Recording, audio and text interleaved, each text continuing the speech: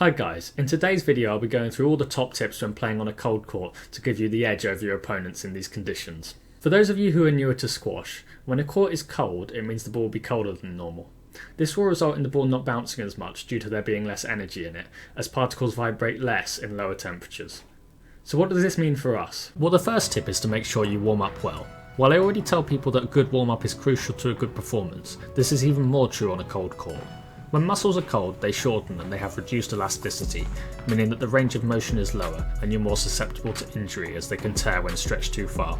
Squash is a sport where you're required to make fast and heavy movements frequently, which means without a thorough dynamic warm-up and stretches, you're putting yourself at risk. Not only this, but you'll find that without doing this, your speed and power will be greatly reduced. The lower bounce of the ball in the cold will highlight this even more, as it means you'll have to be quicker to get to the ball either at the front or to cut it off before the back wall to stop it from dying in the back corner. It also means you'll have to get lower when striking the ball, which will make playing in the cold higher intensity than normal and will put more strain on the muscles. My warm-up usually consists of some running and ghosting and then some stretching, followed by some lunges and squats, as well as some skipping. For me, if I don't do a warm-up like this, I can't play anywhere near my actual level, and I believe that some of you would increase your level massively by just improving your warm-up. The next tip is hit long before short. What I mean by this is that you should force your opponent to the back of the court with high quality length hitting before you take it in short. A common misconception that a lot of club players have is that they feel like when it's cold they should hit short more frequently when they're given a half chance, as they're more likely to hit a winner due to the ball dying faster at the front. However, while it's true that they're more likely to hit a winner every now and then, they're also much less likely to win a match that way. This is because if they haven't worked their opponent out of position first, all the opponent has to do is get a racket to it and hit a counter drop. This counter drop will stay much shorter in the cold and will be extremely difficult to retrieve, especially if you're out of position when you go for the initial short ball. By making sure the opponent is pinned further back in the court, it sets up an almost guaranteed winner to the front without risk of being countered. It also gives you more rhythm and control over the match, as going for too many winners can lead to short, sharp rallies that are hard to get control over. If both players are doing this, it makes it a bit of a 50-50, as no one has a real grasp over the match. On the other hand, the player with better rally structure will win most of the time. You can also cause all sorts of problems on a cold court with good length hitting, as it's much harder for them to dig it out the back corners. This is partly because of the lower bounce, but also due to the fact that it's more difficult for them to hit with enough power and height on the front wall to get the ball deep enough in the court due to the less bouncy ball. This should allow you to stay on top of the rally, as they won't be able to get the ball past you easily, which allows you to volley and have control over the tee.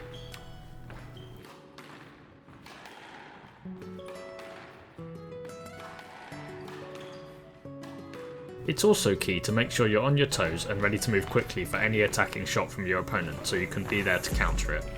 This flows onto my next tip nicely, which is to volley more. As I talked about a second ago, it's much harder to play out the back corners when it's cold. This means we have to protect those corners by taking the ball before it gets there. The player that volleys more effectively will have a huge advantage in the cold, more so than when it's warm. It also allows us to control the middle, which we discussed before. On top of this, while you may have less time on a cold court once the ball has bounced on the floor, you also have more time to react for a volley due to the ball coming off the front wall slower than when it's warm.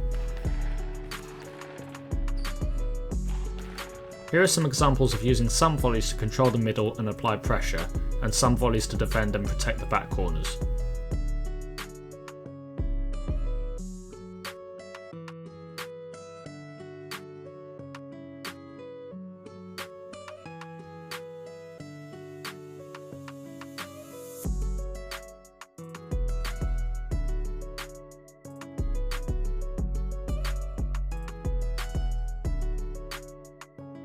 Sorry for interrupting the video, but I'd really appreciate it if you could subscribe to the channel so I can achieve my dream of creating content full time.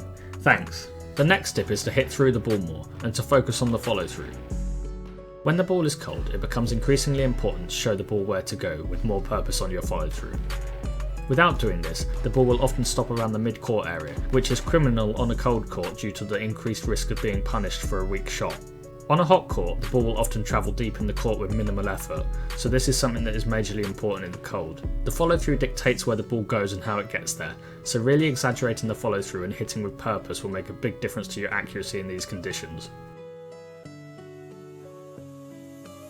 I'm going to go through the two ball analogy like I did in my video about length targets, as this is a great way to make sure you're hitting through the ball correctly. For this we line two balls up, one in front of the other. The idea is that when you hit a straight shot to the back, you should imagine that you're hitting another ball in front of the actual ball, and that you're trying to hit both to the same target with the same swing. This means that the racket has to move in a straight line through them both without deviating from its path. This means the ball shouldn't clip the side wall early and slow down in the mid-court area. Instead, it should travel through the court all the way to the back target.